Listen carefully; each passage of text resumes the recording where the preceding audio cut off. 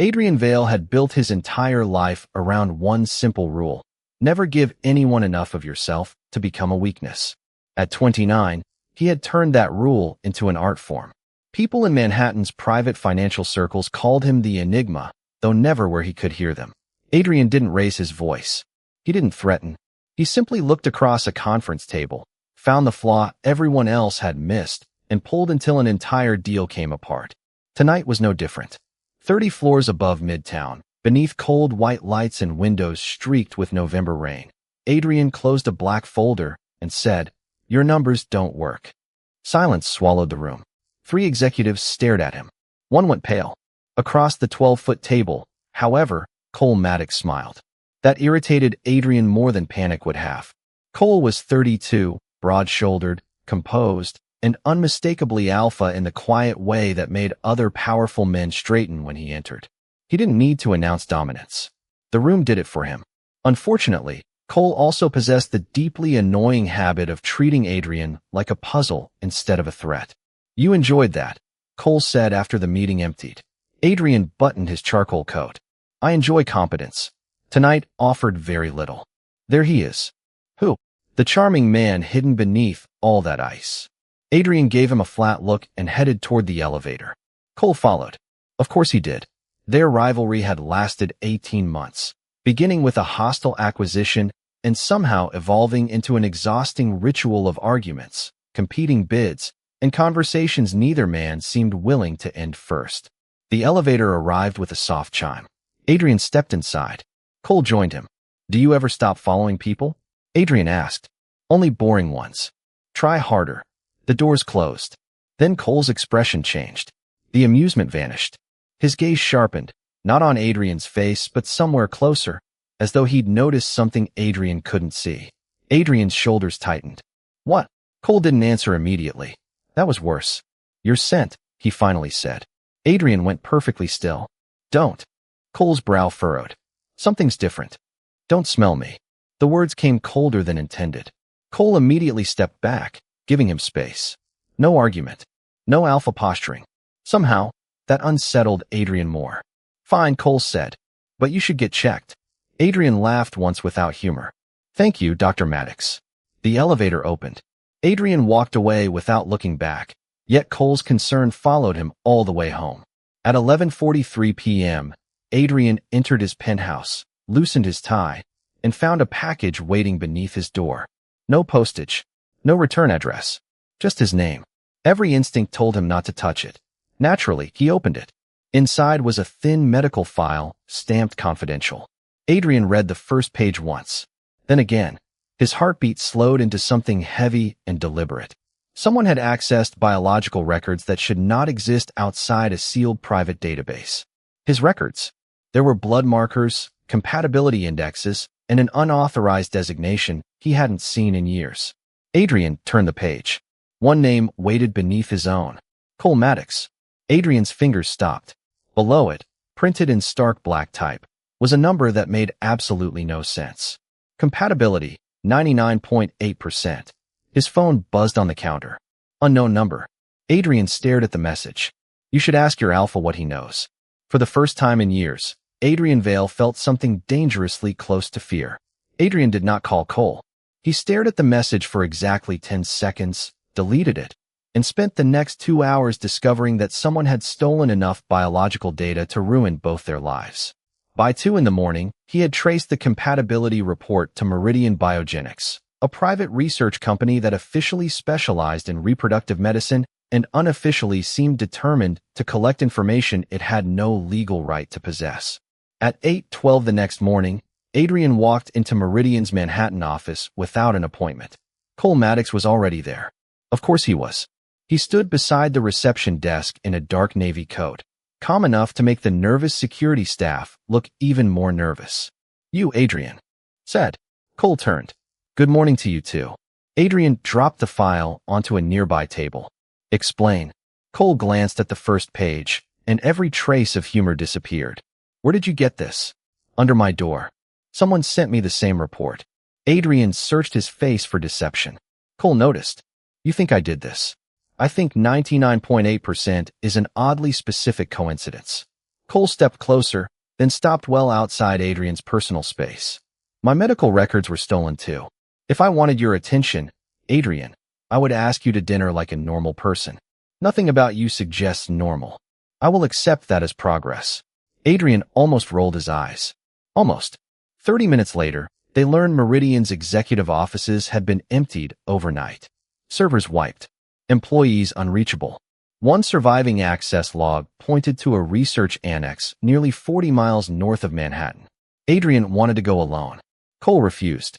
This involves me. You will slow me down. You drive like an 80-year-old accountant. I drive responsibly. You drive 3 miles under the speed limit. Adrian stared at him. Cole smiled. Somehow, they left together.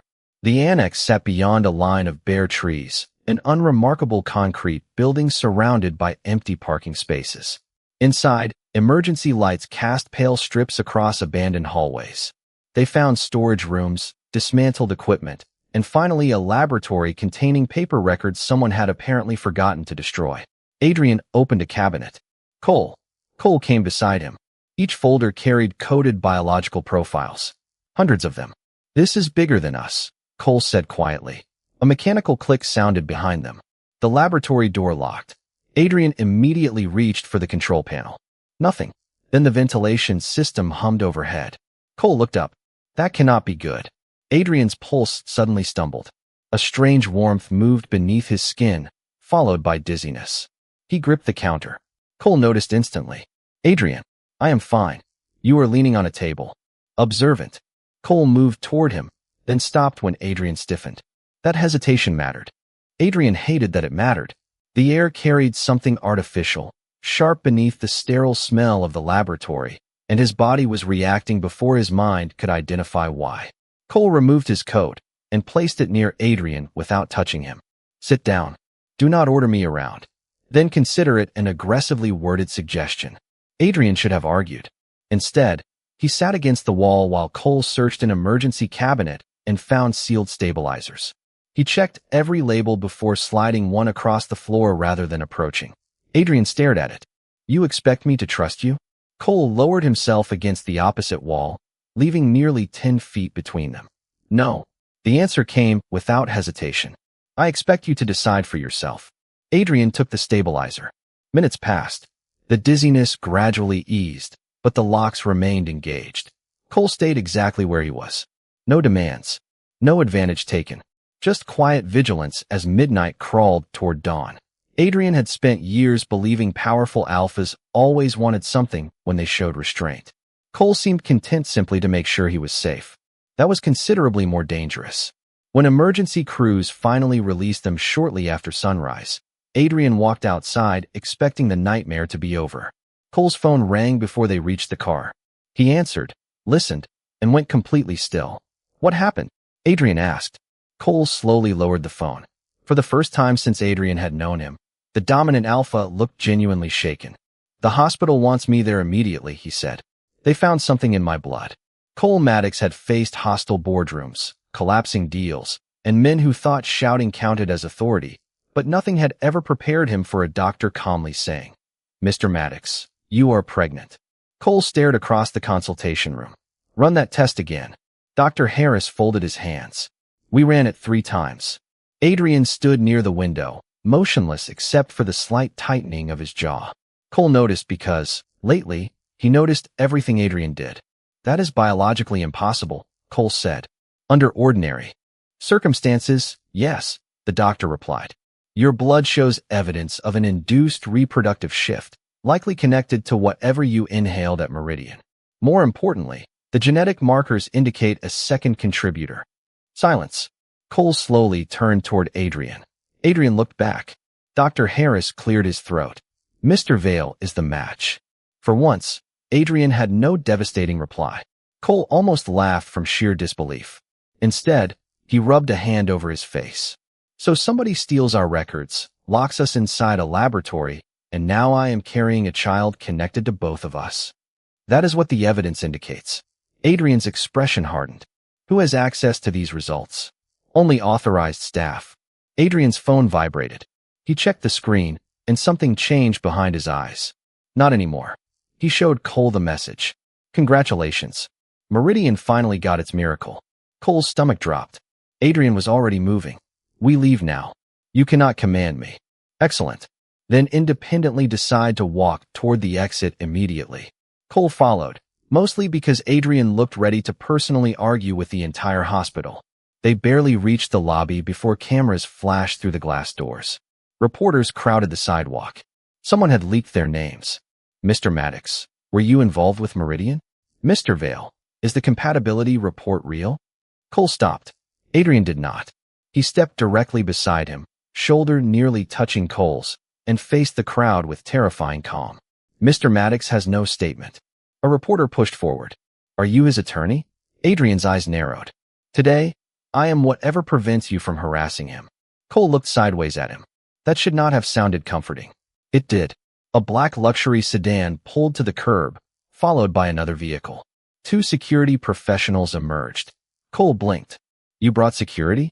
I called them from the elevator. You have private security on speed dial?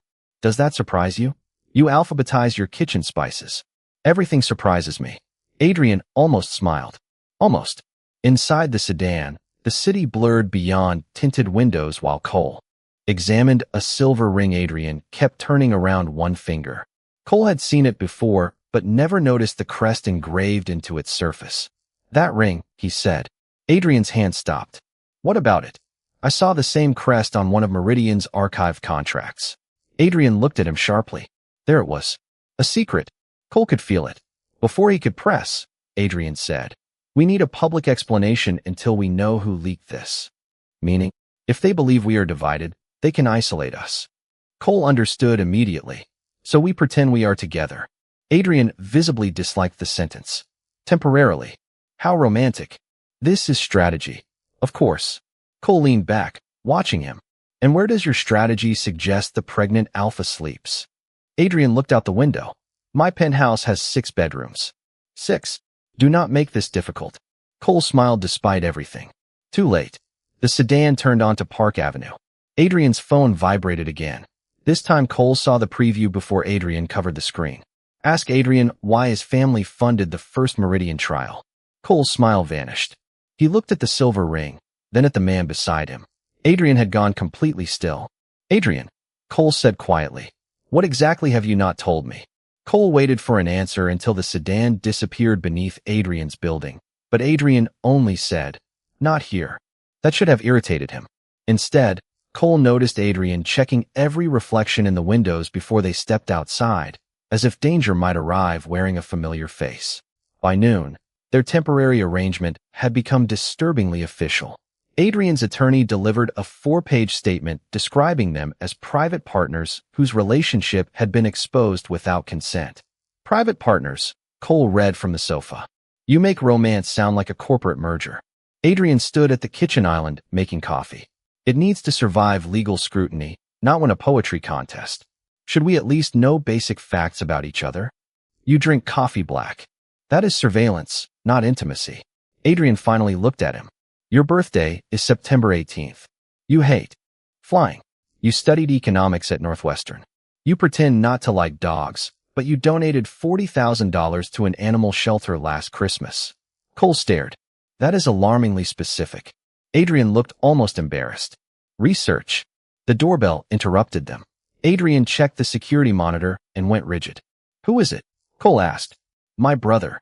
Adrian Vale entered wearing a tailored gray suit and the same silver family crest on his cuff links that Adrian wore on his ring. He looked at Cole, then at Adrian, and smiled without warmth.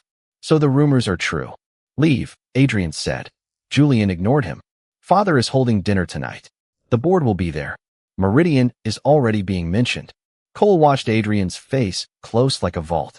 I said leave. Julian's gaze shifted toward Cole. You should know Adrian has always been excellent at turning disasters into leverage. The implication landed cleanly. Cole stood. Adrian did not defend himself. Somehow that bothered Cole more than Julian's accusation. You think he planned this? Cole asked. Julian gave a small shrug. I think my brother rarely does anything without calculating the return. Adrian's voice went quieter. Enough. Julian smiled. Then prove me wrong. Come tonight. Bring your partner. 3 hours later, Cole stood beside Adrian beneath the chandeliers of the Vale family's Fifth Avenue townhouse, wondering how a building filled with 200 people could feel colder than an empty laboratory. Their arrival silenced conversations in waves. Adrian pretended not to notice. Cole noticed everything. The whispers, the staring, the questions disguised as sympathy. Then a silver-haired man approached with several board members behind him. Adrian's father did not greet his son. "You have embarrassed this family," Charles Vale said. Adrian's expression remained blank. "Good evening to you too. First Meridian resurfaces, then your private records leak, and now you arrive with the alpha at the center of it." Several guests turned openly toward them. Charles lowered his voice, though not enough. "People are asking whether you engineered this for control of the company. For half a second, Adrian looked exactly as he always did. Cold. Untouchable.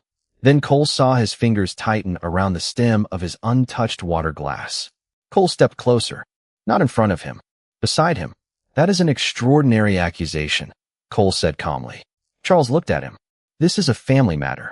Then perhaps you should stop discussing it loudly enough for strangers to hear." Silence spread around them. Cole kept his voice level. "Adrian has spent the last 48 hours protecting my privacy while his own has been torn apart. If anyone here finds that embarrassing, they should reconsider which person in this room lacks dignity." Adrian turned toward him. Something unguarded flashed across his face. Charles said nothing. Cole gently took Adrian's glass and placed it on a passing tray because he had noticed Adrian's hand shaking. A tiny gesture, almost invisible. Adrian noticed. "Come on," Cole murmured. "We are leaving." Outside, cold air swept across Fifth Avenue. Adrian stopped beneath the awning. "You did not have to do that." Cole met his eyes. "I know." That answer seemed to affect Adrian more than any declaration could have. Then Adrian's phone vibrated. He read the message and lost all color. Cole looked down. One sentence glowed across the screen. "Your father knows exactly what happened at Meridian because he approved the original program." Adrian did not speak until the sedan had carried them 6 blocks from the Vale townhouse. Then he said, "My father funded Meridian." Cole stared at him. The city lights moved across Adrian's face, revealing nothing and somehow revealing too much. "You knew?" Cole asked. "Not everything." "That was not my question." Adrian looked toward the window. "Wrong choice." Cole felt something inside him tighten. "How long?" 8 months. The answer landed harder than Cole expected. 8 months meant Adrian had known about Meridian long before the stolen records, long before the laboratory, long before Cole had been told his body had been altered by something neither of them understood. "And you never thought that was worth mentioning?" "I was trying to shut the program down. Without telling me, I was connected to it." Adrian finally faced him. "I did not know they had your records until the compatibility file appeared. But you knew your family was involved." Silence. Cole laughed once, quietly. "Unbelievable." "Cole, do not." The sedan stopped outside Adrian's building. Cole stepped out before the security officer could open his door. Adrian followed him upstairs, but the comfortable rhythm that had started forming between them was gone. Inside the penthouse, Cole walked directly toward the guest room. "Where are you going?" Adrian asked. "Somewhere your research apparently has not already mapped." That struck. Cole saw it. He hated that part of him cared. Adrian removed the silver ring from his finger and placed it on the kitchen island. "There is something else." Cole turned slowly. "Of course there is." Adrian crossed to a concealed cabinet and removed a sealed envelope. Inside were corporate documents bearing the Vale crest and Meridian's name. Cole scanned the first page, then the second. His stomach sank. Adrian Vale was not merely the estranged son of a wealthy family. He was the controlling heir to Vale Biotechnologies, the parent company that had once provided Meridian with its first major funding. If Adrian accepted his inheritance, he would control billions in assets, private research holdings, and every surviving Meridian patent. "You are the heir," Cole said. Adrian's voice was flat. "Legally. You let me believe you were just another investor fighting your family. I never wanted their company. That does not make the secret disappear." Cole dropped the documents onto the counter. "I stood beside you tonight while your father humiliated you. I defended you because I thought everyone in that room was judging you for something done to us. Now I find out you have been standing in the center of this from the beginning. I was trying to protect you." "Stop saying that like protection means deciding what I am allowed to know." Adrian went still. That was the wound beneath everything, Cole realized. Adrian understood defense. He understood control. Trust was another language entirely. Was our arrangement real to you at all? Cole asked. Adrian's eyes flickered. The arrangement was necessary. Cole nodded slowly. That answer's enough. He turned away. Cole, wait. No. You wanted distance from everyone. Congratulations. You have it. Cole entered the guest room and closed the door gently, which somehow felt louder than slamming it. For several minutes, Adrian remained alone in the kitchen. Then his phone lit up. A security alert showed Cole's name beside an unauthorized access attempt from Meridian's old network. Adrian immediately opened the trace. His expression changed. Someone was tracking Cole's medical records in real time. Then another message arrived, this one addressed directly to Cole's phone. Adrian heard the vibration through the guest room door. A second later, Cole emerged wearing his coat. Where are you going? Adrian asked.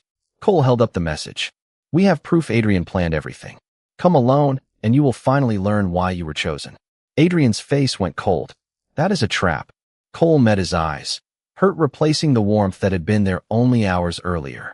Maybe. But right now, Adrian, I do not know which one of you I am supposed to believe. Rain had started by the time Cole reached the sidewalk, turning Park Avenue into a blur of headlights and silver pavement.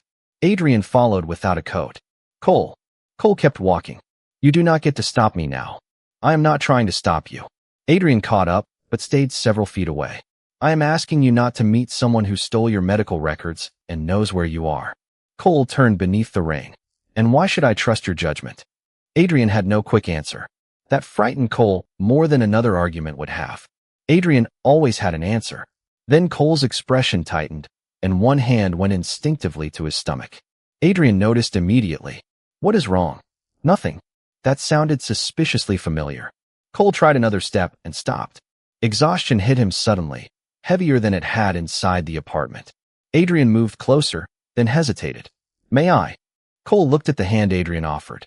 Such a small question. Such an enormous difference. He nodded. Adrian steadied him by the forearm, careful and controlled, and guided him beneath the awning. You are freezing, Adrian murmured. You are standing in the rain without a coat. We have established that I make poor decisions around you. Cole almost smiled. Almost. Adrian called the hospital, explained Cole's symptoms, and listened carefully. The doctor recommended rest, hydration, and monitoring unless anything worsened. 10 minutes later, Cole was back upstairs, wrapped in a blanket and glaring at a glass of water Adrian had placed in front of him. Drink. Cole raised an eyebrow. Adrian sighed. Please drink. Better. Cole took the glass. Adrian sat across from him rather than beside him. The distance felt deliberate now, respectful instead of cold. Why did you really hide the inheritance? Cole asked.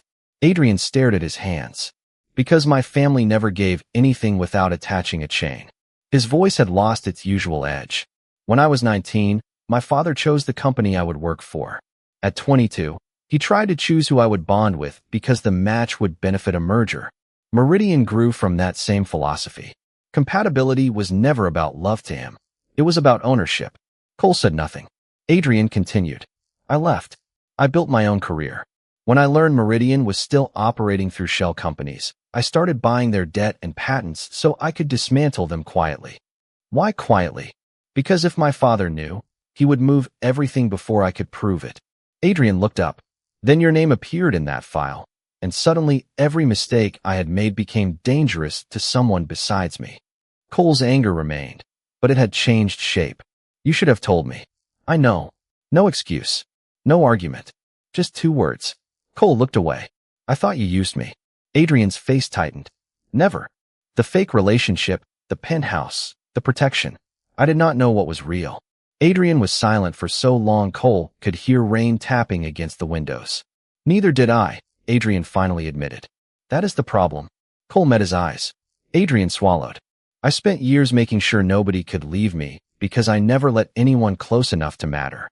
Then you arrived, argued with everything I said, drank terrible coffee, and somehow made this place feel less empty. Cole's expression softened despite himself. Adrian gave a humorless laugh. I am apparently very bad at this. At apologizing? At needing someone. Cole set down the water. Needing someone is not the same as owning them. Adrian looked at him as though nobody had ever offered him that distinction before. Slowly, Cole held out his hand. Adrian stared at it, then took it. No performance. No cameras. No contract. Just warmth between two exhausted men while rain covered Manhattan. Cole's phone vibrated on the table. The mysterious sender again. This time, there was a photograph attached. Charles Vale entering Meridian's research annex 3 days before Adrian and Cole had been trapped there. Beneath it were 6 words. Adrian was never the real target. Cole looked up. Adrian had already understood. If Adrian was not the target, then someone had engineered everything around Cole. By 9 the next morning, Adrian Vale was being called a liar on every screen in Manhattan. Cole discovered it when his phone began vibrating across the breakfast table without stopping. One headline became 10, then 50. Private arrangement exposed. Vale heir accused of manufacturing alpha romance. Beneath the headlines were photographs of Adrian's attorney entering the penthouse, screenshots of their temporary relationship agreement, and fragments of private messages arranged to make Adrian look calculating. Cole read one aloud. Keep Maddox close until Meridian is contained. Adrian went still. I never wrote that. Another message appeared beneath it. Once the public believes us, he becomes useful. Cole looked up. Adrian's face had gone colorless. Those are fabricated. I know. Adrian blinked. You do? You write complete sentences when you are manipulating people. Under any other circumstances, Adrian might have smiled. The doorbell rang. His security team was waiting. Reporters had surrounded the building, and Charles Vale had called an emergency shareholder meeting at Vale Biotechnologies.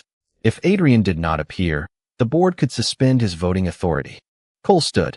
We are going. You are staying here. Absolutely not.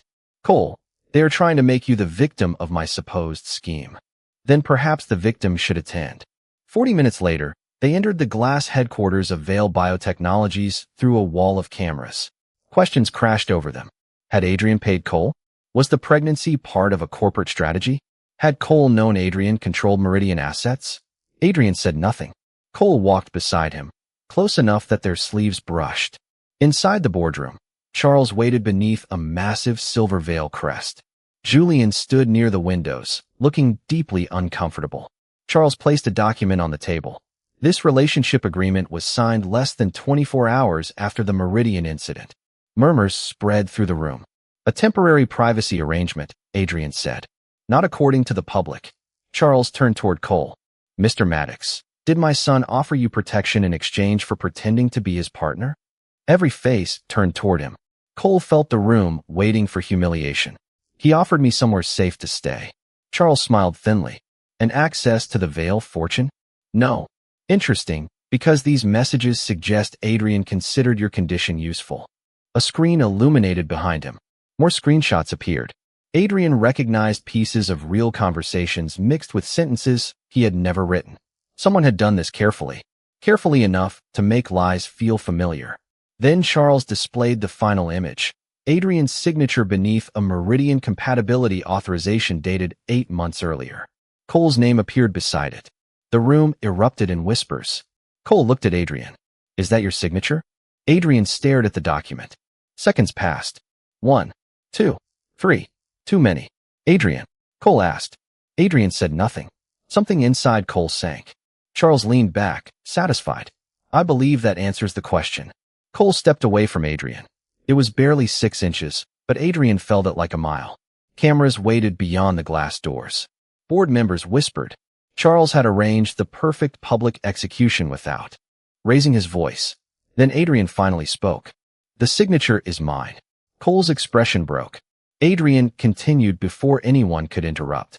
But that authorization was not for Cole Maddox. Charles stopped smiling. Adrian walked toward the screen. 8 months ago, I signed an order requesting an audit of Meridian's compatibility database. Someone replaced the second page while preserving my signature page. He turned to Cole, but Cole's hurt remained. I should have told you everything sooner. That failure is mine. Charles scoffed. Convenient. Adrian ignored him. Cole owes me nothing. Not loyalty. Not affection. Not silence. Whatever happens to my position today, nobody in this room will use him as evidence against me. The room fell quiet. Cole stared at him. Adrian was sacrificing the very inheritance everyone believed he had manipulated Cole to obtain. Then Julian suddenly stepped away from the windows. He is telling the truth. Charles turned sharply. Julian placed a flash drive on the table. I found the original audit request last night. Adrian stared at his brother. Julian looked toward Cole. And that is not the worst part. He inserted the drive. A Meridian payment ledger appeared on the screen. Cole's name was there repeatedly, beginning years before he had ever met Adrian. Beside every payment was the same authorization code. Charles Vale's. Cole stared at the payment ledger until the whispers around the boardroom became a distant hum.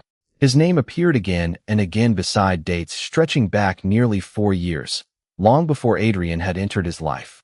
Charles Vale recovered first. An internal ledger proves nothing. Julian folded his arms. Then perhaps the bank records will. Charles turned toward him.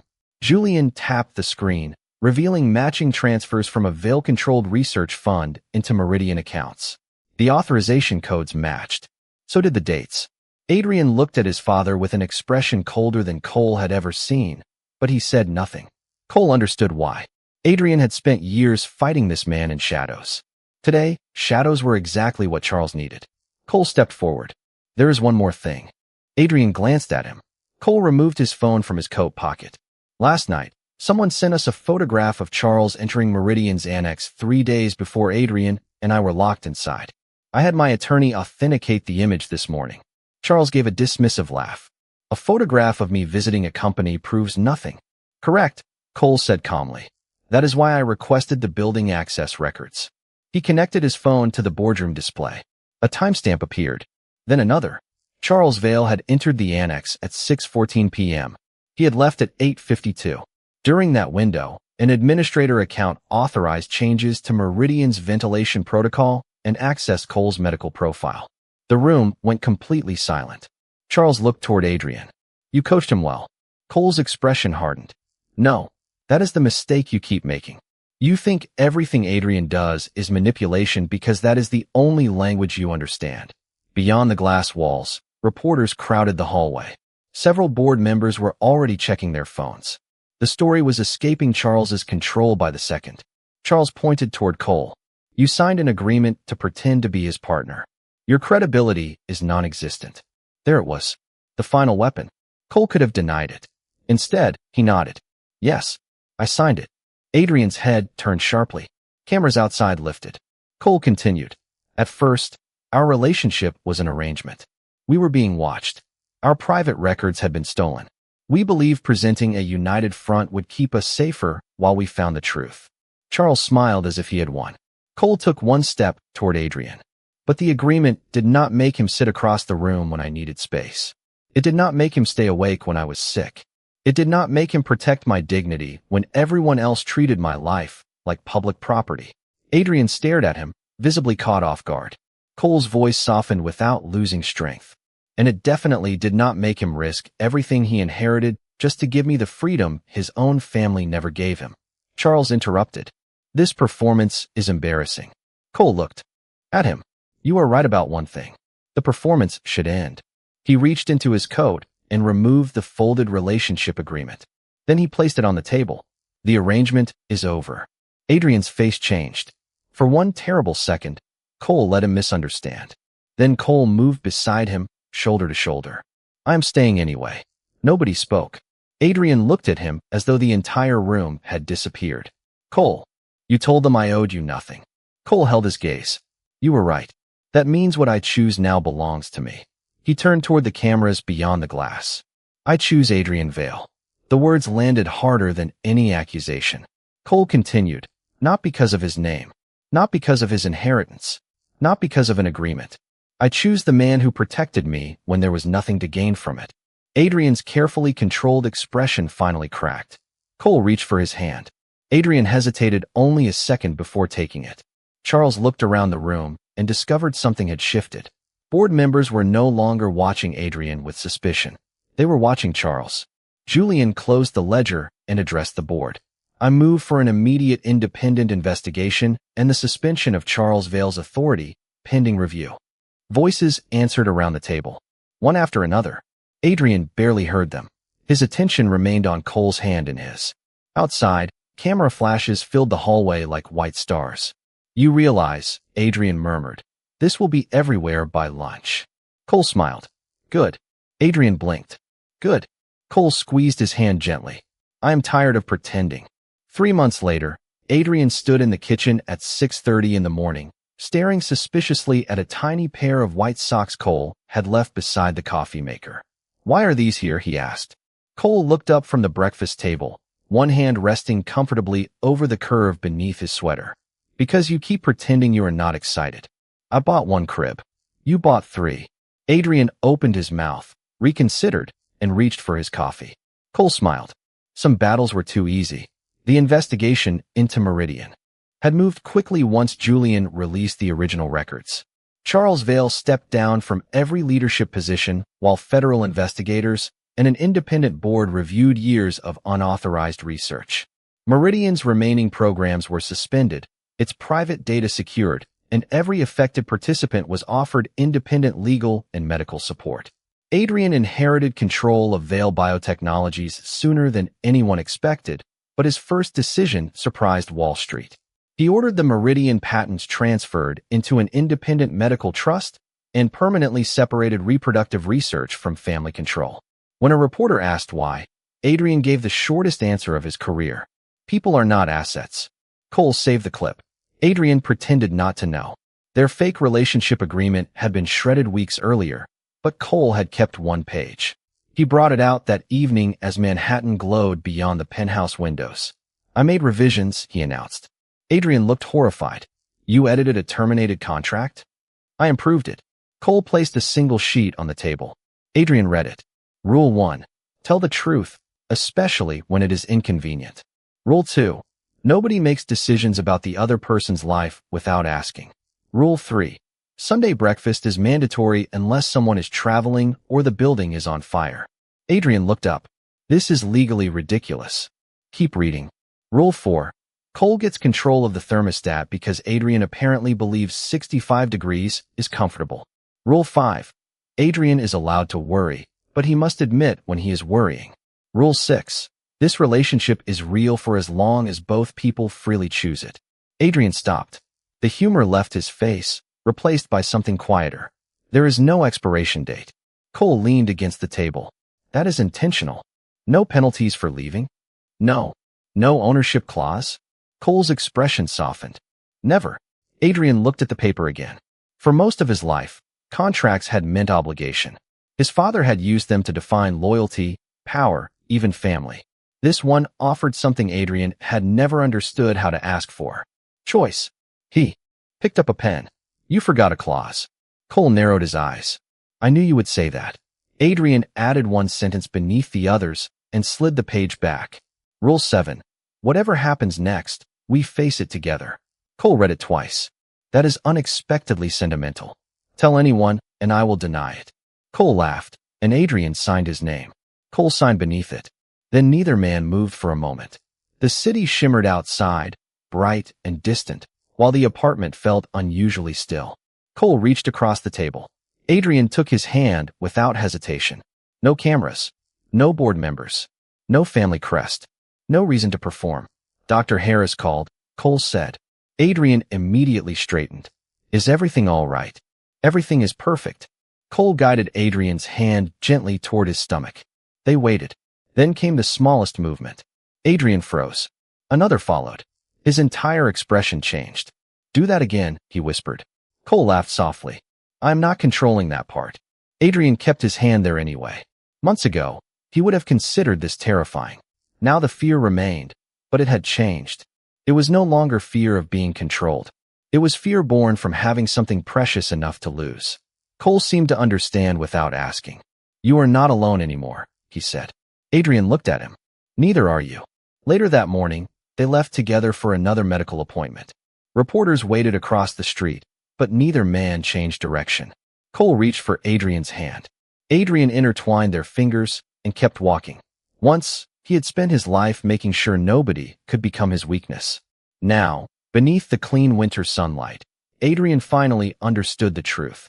Choosing someone did not make him weaker. It gave him someone worth walking toward whatever came next.